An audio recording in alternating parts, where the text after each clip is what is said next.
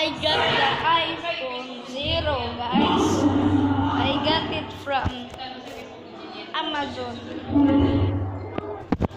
Bad camera quality. Yeah. Oh, if you broke this, you will have to pay for that 1,000,000 miles. Time to drink water. Just like how you got milk from the fridge.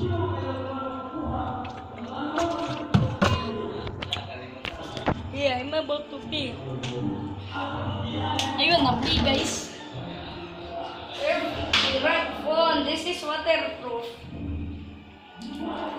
Smells like butter chicken here.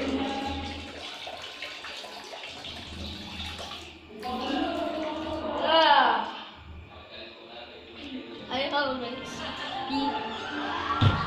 I do not flush. I'm too lazy to flush. I